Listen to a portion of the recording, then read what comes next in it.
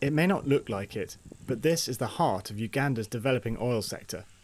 In the background is Lake Albert. Beneath the lake bed lies a large proportion of the 2.5 billion barrels of oil reserves that have been discovered along the Albertine Rift. Fishing communities have been living on the banks of this lake as long as anyone here can remember, but now they're fearful for their future.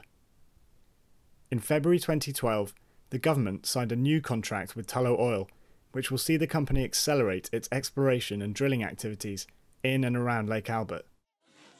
This deal was made despite a recent parliamentary resolution banning all oil contracts from being signed till new legislation to govern the oil industry could be enacted. Norwes Justice, one of the village elders of Kaisotonya, says that life here is becoming almost impossible. At the same time as oil companies have stepped up their exploration activities, the government has begun cracking down on what it calls illegal fishing methods. Some people have started leaving the place because they depend on fishing. They are fishermen. If you are being stopped from fishing, do you expect to survive? Now they are not fishing. Very few. Out of 100, you may find about 5 boats. I don't expect any job in the oil exploration. We are just hearing that will benefit. How? We don't know. With no fishing and little prospect of jobs in the oil industry, Norwes fears his community may be forced to move away entirely.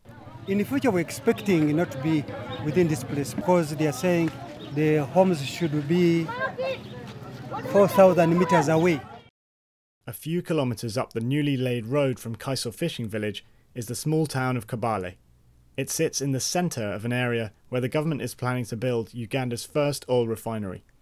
30,000 people are expected to be displaced in the process. Local farmer Doke and his family live nearby. He's anxious about losing his livelihood and his home of 30 years when resettlement begins. Mimi hawezi furahi, mimi hapana hawezi furahi sana. Yaani nipate furaha kama wanakusapatia mimi dongo. Yaani mimi nitajua nitaishi kwa dongo hiyo, nitawacha kwa wajukuu wangu kwa wajukuu wangu. Yaani kusema hivyo, yaani dongo mimi napata dongo ni kitu ya maisha ya binadamu ya dunia hii. Dongo hii mimi nitawacha kwa mtoto wangu nitawacha kwa mtoto wake. Sasa pesa nitafanyisa mimi mwenyewe. Nitamaliza pengine mimi bado jua kufanyisa pesa. Pesa nitamaliza lakini dongo itabaki.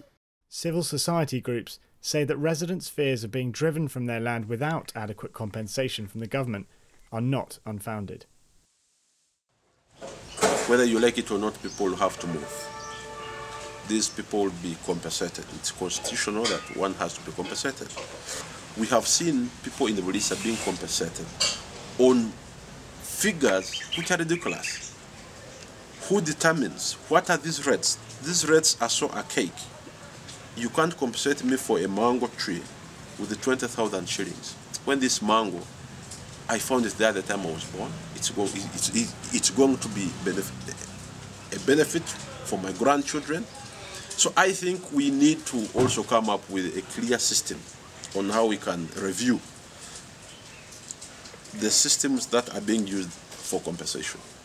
Once production starts, Uganda is expecting to generate $2 billion annual oil revenue, wealth that could transform the country. But communities in the oil region fear that this blessing may yet turn out to be a curse.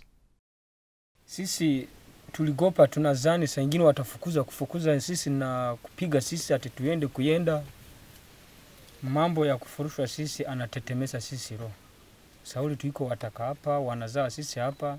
Sasa kusema ati wachukue sisi fasi ingine, fasi za mbali kenye sisi bado jua, tunaona kila mtu roho anapiga kupiga.